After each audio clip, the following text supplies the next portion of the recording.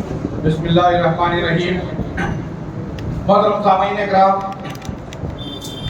الحمدللہ آج آپ نے سورۃ العمران کی 109 آیات اور سورۃ النساء کی 23 آیات، اس طرح کل 132 آیات کی تلاوت سماعت فرمائی۔ جیسا کہ آپ جانتے ہیں، سورۃ العمران میں 20 رکوع، 200 آیات اور 3503 الفاظ اور 15336 حروف ہیں۔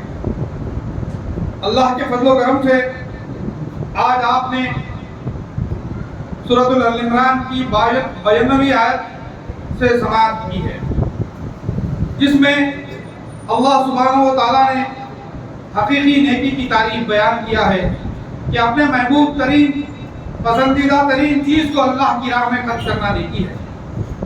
پھر رب ذوالجلال والاکرام نے کعبۃ اللہ کی عظمت بیان کی کہ وہ روئے زمین پر اللہ کا سب سے پہلا برکتوں والا گھر ہے۔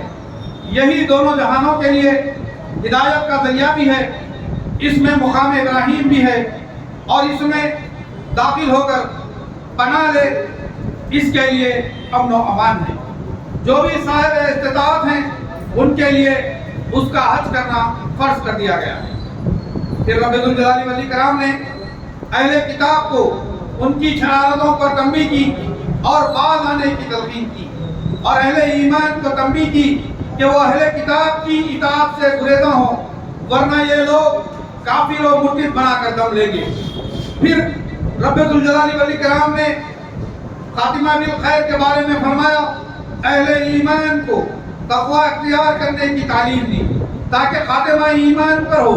اسی طرح قرآن و سنت کو مضبوطی سے تھام کر متحد و متفق رہنے کی تلقین کی گئی، اور اللہ تبارک و تعالیٰ اپنی نعمتوں کو بطور احسان کے بیان فرمایا ہے کہ تم آپس میں متشد تھے تو اللہ نے متحد فرمایا، تم تباہی کے دہانے پر کھڑے تھے تو اس نے بچا لیا۔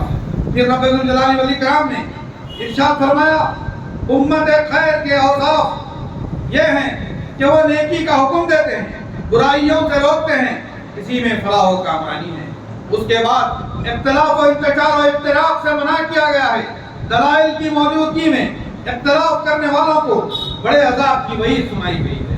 پھر رب ذوالجلال والاکرام نے قیامت کے روز کے بارے میں فرمایا کہ قیامت کے روز کفار کے چہروں کی حیت کا ذکر کیا کہ ان کے کفر کی وجہ سے ان کے چہرے جلے بھنے سیاہ ہوں گے، اس کے برخلاف اہل ایمان کے چہرے چمکدار روشن ہوں گے اور وہ اللہ کی رحمت میں رہیں گے۔ پھر 110ویں آیت میں اللہ فرماتا ہے، امت محمدیہ کو خیر امت کہہ کر پکارتا ہے، کیونکہ وہ لوگوں کو نیکی کا حکم دیتے ہیں، برائیوں سے روکتے ہیں، اور اہل کتاب کو تعلیم دی گئی ہے کہ وہ بھی ایمان لے آئیں، کیونکہ ان میں بھی مومن و فاسق دونوں ہیں۔ ایمان نہ لانے کے سبب ذلت و رسوائی اہل کتاب کا مقدر بنا دی گئی ہے، کیونکہ وہ ناحق انبیاء کو قتل کرتے ہیں۔ لیکن اہل کتاب کا ایک طبقہ ایسا بھی تھا جو راتوں میں اٹھ کر اللہ تعالیٰ سے انابت کرتا تھا اور سجدہ سجود ہوتا تھا، وہ اللہ پر اور آخرت پر یقین بھی رکھتا تھا، لوگوں کو نیکی کا حکم دیتا تھا اور برائیوں سے روکتا تھا، اور بھلائی اور خیر کے کاموں میں جلدی کرتے ہیں۔ یہ اس امت کے صالحین تھے۔ پھر آیت نمبر 118 سے 129 میں اہل کتاب کی نفرت کا تذکرہ کیا گیا ہے کہ وہ مسلمانوں سے تو کرتے ہیں، اور حکم دیا کہ ان کو ہرگز ہمنوا اور دوست نہ بناؤ، کیونکہ جب تمہارے ساتھ رہتے ہیں تو ایمان ختم کرتے ہیں، جب تم سے جدا ہوتے ہیں تمہارے غصے کے انگلیاں ملتے ہیں، اور تمہیں کوئی خوشی چھوتی ہے تو جل اٹھتے ہیں، اور جب تمہیں کوئی برائی چھوتی ہے تو خوش ہو جاتے ہیں، اور اگر تم صبر کر لو تو ان کا مکر و فریب تم کو کچھ بھی نقصان نہیں ہوگا۔ پھر اللہ تبارک و تعالیٰ نے جنگ بدر کا تذکرہ کیا کہ جب مسلمان ہر لحاظ سے بہت کمزور تھے، اللہ تعالیٰ نے 3000 فرشتوں سے ان کی مدد کیا، اور اس بات کا وعدہ بھی کیا کہ اگر ضرورت پڑتی تو 5000 نشان زدہ فرشتے نازل کر دیں گے۔ یہ تمہارے لیے بشارت اور دن جمعی کے لیے ہے، مدد تو صرف اللہ ہی کی جانب سے نازل ہونے والی ہے۔ پھر رب ذوالجلال والاکرام نے اہل ایمان کو بعض احکام کا پابند بنایا کہ وہ سود نہ کھائیں, جہنم کی آگ سے ڈریں, اللہ اور اس کے رسول کی اطاعت کرتے رہیں, اللہ کی مغفرت و بخشش کی جانب دوڑیں تاکہ وہ بھلا پائیں اور ان پر اللہ کا رحم اور کرم نازل ہوتا رہے. مومن مشکلوں اور تکلیف میں خرچ کرتے ہیں اور لوگوں سے درگزر کرتے ہیں اور غصے کو پی جاتے ہیں. جب ان سے جانے انجانے میں کوئی فحش و منکر ہو جاتا ہے اور جب وہ اپنی جانوں پر ظلم کرتے ہیں تو اپنے گناہوں پر شرمندہ ہوتے ہیں اور استغفار کرتے ہیں اور اپنے کیے پر ہر درمی نہیں کرتے. ان کے لیے بدلے میں مغفرت ہے, یہ نصیحت ہے متقین کے لیے. پھر اہل ایمان کو حوصلہ دیا گیا کہ غم نہ کرو اور نہ کبیرہ خاطر ہو جاؤ, اگر تم مومن بن کر رہو گے تو تم ہی غالب رہو گے. پھر اللہ نے فرمایا, جنگ احد کی شکست کا ذکر کیا کہ آج تم زخمی ہوتے تو کیا ہوا, اسی طرح ایک قوم بھی زخمی ہوئی ہے, تم لوگوں کے درمیان حالات کا ہم الٹ پھریٹ کرتے رہتے.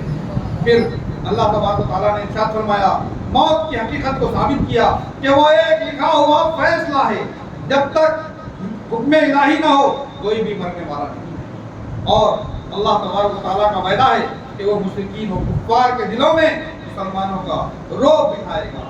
پھر جنگ بدر اور جنگ احد کے مختلف حالات کو پہلو بیان کر دیے گئے. اہل ایمان کو منافقت اور بزدلی سے منع کیا گیا ہے اور کہا گیا ہے اگر تم اللہ کی راہ میں شہید ہو جاؤ تو بڑی مغفرت پاؤ گے. رسول اکرم صلی اللہ علیہ وسلم کو خطاب کیا گیا ہے کہ اللہ تعالیٰ کی رحمت کے بعد آپ ان پر رحم دل ہیں, اور اگر آپ بدزبان اور تبدیل ہوتے تو یہ سب آپ کے پاس سے چھٹ جاتے. تو آپ ان سے درگزر کریں اور ان کے لیے استغفار کریں اور کام کا مشورہ ان سے کیا کریں. پھر جب آپ پختہ ارادہ ہو جائے تو اللہ تعالیٰ پر بھروسہ کریں, بے شک اللہ تعالیٰ توکل کرنے والوں سے محبت کرتا ہے. یہاں دین کی خدمت کرنے والے دعا و مبلغین کا وصف بھی بیان کیا گیا ہے. پھر رب الجلال والاکرام نے آیت نمبر 161 میں خیانت سے منع کیا ہے اور کہا کہ کوئی بھی نبی خائن نہیں ہوتا, جو بھی خیانت کرے گا روز قیامت اپنی خیانت کے ساتھ اٹھایا جائے گا. ہر نفس کو مکمل بدلہ دیا جائے گا, کسی پر ظلم نہیں کیا جائے گا. پھر اللہ تبارک و تعالیٰ نے جنگ احد کے واقعات بیان کیے تسلسل کے ساتھ. جنگ احد کے نشیب و فراز کی تفصیل بیان کی. ہاں, یہاں پر ایک جملے کا فہم ضروری ہے کہ حسبنا اللہ و نعم الوکیل, یہ ایسا کلمہ ہے جس پر اعتماد, بھروسہ, اللہ پر یقین کامل اور توکل ہے. جلا و زندگی اور حوصلے پناہ ہیں. یہ جملہ مومن کے لیے کافی ہے کیونکہ مومن کے لیے اللہ ہی کافی ہے. پھر آیت نمبر 182 میں اہل ایمان کی ابتلا و آزمائش کے اسباب بیان کیے گئے ہیں کہ ابتلا و آزمائش کے ذریعے ہی پاک و ناپاک, سچوں اور جھوٹوں کی شناخت ہوتی ہے, اور اسی ابتلا و آزمائش کی کشتی سے گزر کر ایمان و یقین پختہ ہوتا ہے. یہاں یہ بات بھی یاد رکھنا چاہیے کہ انسانوں میں سے کسی کو بھی اللہ تعالیٰ غیب کی باتیں نہیں بتلاتا. ہاں, رسولوں میں سے جس کو چاہتا ہے غیب کی خبروں سے مطلع کرتا ہے. لہذا ان رسولوں پر ہی ایمان لے آؤ اور اللہ کا تقوی اختیار کرو تو بڑا اجر پاؤ. پھر رب الجلال والاکرام نے بخیلی کی مذمت فرمائی کہ بخیلی کرنے والوں کی برائی, بخیلی انتہائی بری بیماری. بخیلوں کا مال ان کے گلے کا توق بنا دیا جائے گا. ایسے بخیلوں کے انفاق کی اللہ کو ضرورت نہیں ہے, اللہ کے پاس زمین و آسمان کے خزانے موجود ہیں. پھر رب الجلال والاکرام نے موت کی حقیقت کو واضح کیا ہے کہ ہر نفس کو موت کا مزہ چکھنا ہے. جو انسان آگ سے بچا لیا گیا اور جنت میں داخل کیا گیا, دراصل کامیابی اسی کی ہے. دنیا کی زندگی سوائے دھوکے کے کچھ بھی نہیں ہے. پھر رب الجلال والاکرام نے آیت 188 میں ایسے خود پرست لوگوں کی مذمت بیان کی ہے جو ناکردہ کارناموں کو اپنی جانب منسوب کر کے خوش فہمی میں رہتے ہیں اور دوسروں کے کارناموں سے خوش نہیں ہوتے ہیں, ہمیشہ اپنی ہی تعریف میں لگے رہتے ہیں اور اپنی غلط کاریوں پر مسرور رہتے ہیں. اہل ایمان کی یہ بڑی بری خصلت تھی, اہل کتاب کی یہ ایک بری خصلت تھی. ایسے لوگوں کے لیے دردناک عذاب ہے. آیت 191 سے 195 تک مومنوں کی صفت بیان کی گئی ہے کہ ٹہر کر, بیٹھ کر, لیٹ کر اللہ کرتے ہیں اور اللہ تعالیٰ کی تخلیق کردہ آفاق میں غور و فکر کرتے ہیں اور اللہ تعالیٰ سے دعائیں کرتے ہوئے جہنم سے نجات طلب کرتے ہیں اور اپنے ایمان کی استقامت و بقا کے لیے طلبگار رہتے ہیں۔ اللہ ایسے متقیوں کی دعا کو قبول فرماتا ہے۔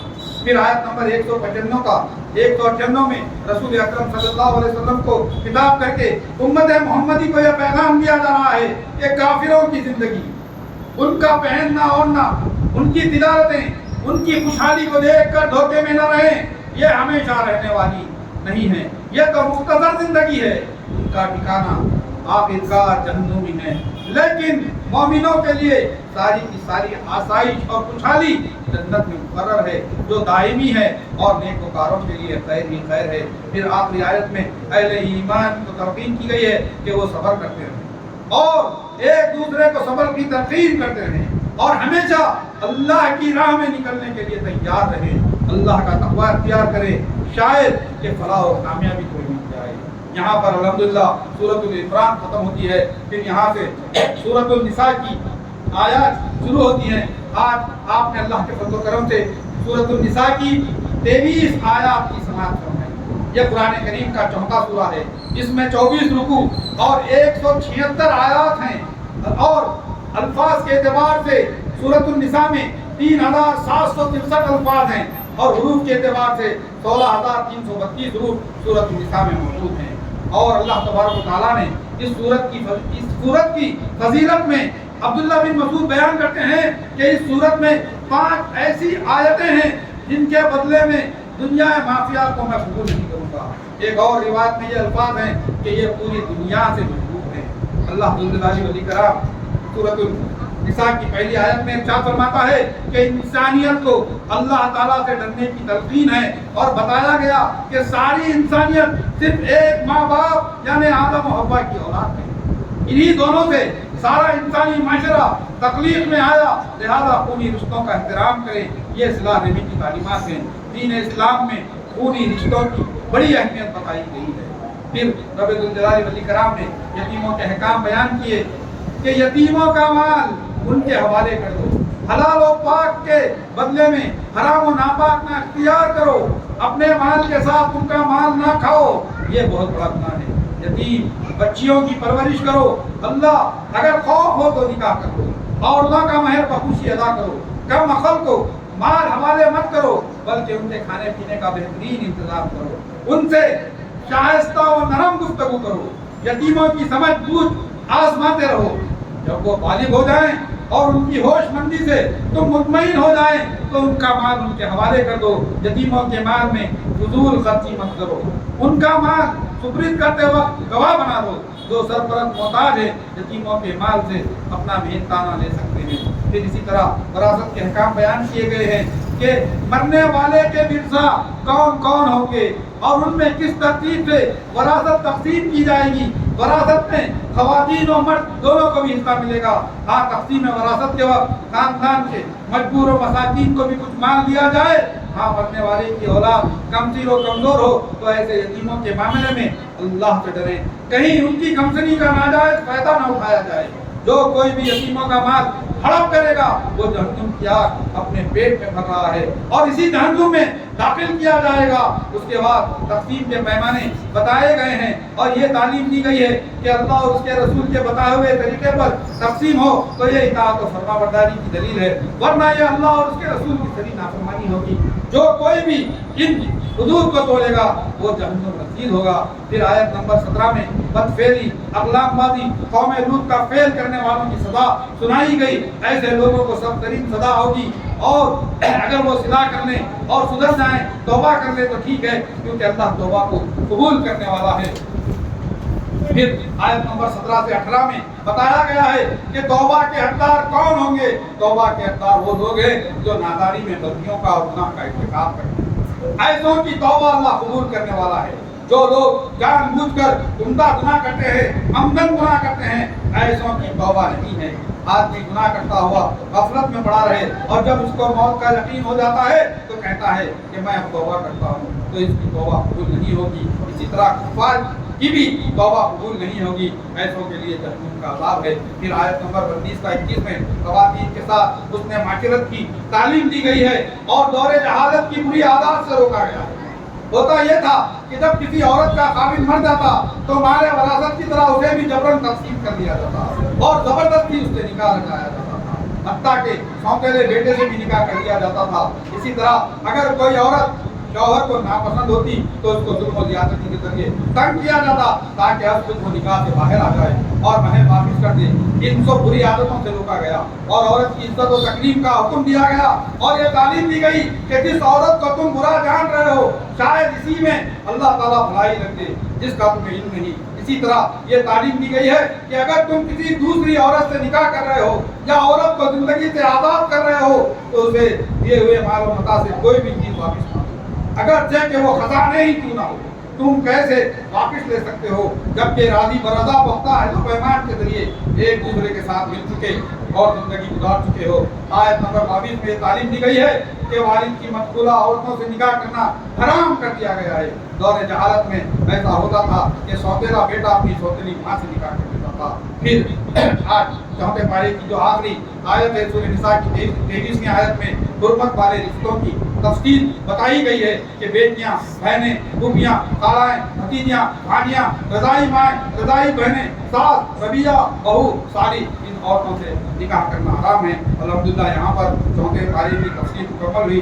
انشاءاللہ کل ہم پانچویں پارے کی تفصیل آپ کے سامنے پیش کریں گے۔ میں اللہ تبارک و تعالیٰ سے دعا کرتا ہوں کہ اللہ تبارک و تعالیٰ ہم تمام کے اس مل بیٹھنے کو قبول فرمائے، ہم تمام کی عبادات کو قبول فرمائے، ہم تمام کے روزوں کو ایمان و احتساب کے ساتھ رکھنے کی توفیق عطا فرمائے، ہم تمام کو جب تک رکھے عزت سے رکھے، ہم تمام کا خاتمہ ایمان پر فرمائے۔